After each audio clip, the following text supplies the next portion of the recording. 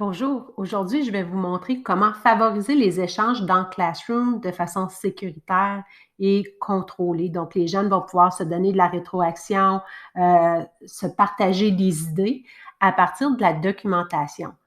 Donc dans Travaux et devoirs, on crée, on va dans Créer et on clique Documentation. Et à partir d'ici, on pourrait écrire Discussion de groupe et le lier à un thème. Donc, je pourrais le mettre, par exemple, en sciences et écrire ma question ici et publier la question. Okay? J'en ai une de fait. Je vais vous montrer là, qu'est-ce que ça a l'air quand l'élève réagit. Donc là, je l'ai envoyé. Donc là, je l'ai fait en études sociales. Et ma question était, comment peut-on encourager l'éco-citoyenneté pendant la pandémie? J'ai envoyé en documentation, j'ai simplement publié et il y a une élève dans mon classroom test là, où j'essaie des choses, elle a répondu. Donc, on peut encourager l'éco-citoyenneté en continuant à faire des gestes écologiques dans notre communauté. Donc là, tous les élèves de la classe verraient son commentaire. Moi, je pourrais écrire en cliquant sur la flèche ici, on voit que l'adresse apparaît de l'élève et lui répondre peux-tu me donner des exemples concrets? Okay, donc, pour qu'elle rajoute. Si je fais ça, donc, comme ça, Hélène va recevoir mon commentaire, puis on le voit apparaître ici.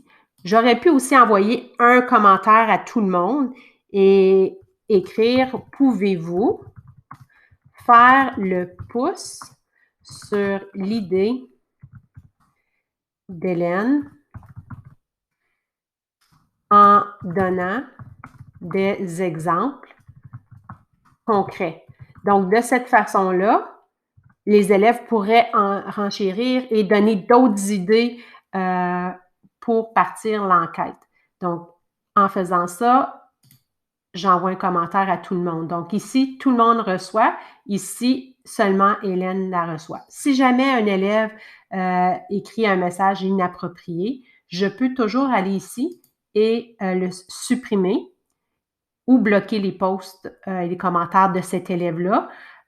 Si je supprime, les autres élèves ne verront pas, mais moi, je vois quand même son commentaire va rester en gris pâle, puis j'ai toujours accès pour 30 jours à ce commentaire-là. Donc, si c'est inadéquat, je peux le garder. Et je dois m'assurer que dans mes réglages, je donne l'accès à afficher les éléments supprimés. Si je clique ça, ça me permet de voir les éléments que j'ai supprimés. Puis ça, c'est bon pour 30 jours. Donc, cette façon-là de faire des échanges entre les élèves, c'est d'une façon contrôlée. Puis ça permet aussi aux élèves de s'entraider puis s'encourager.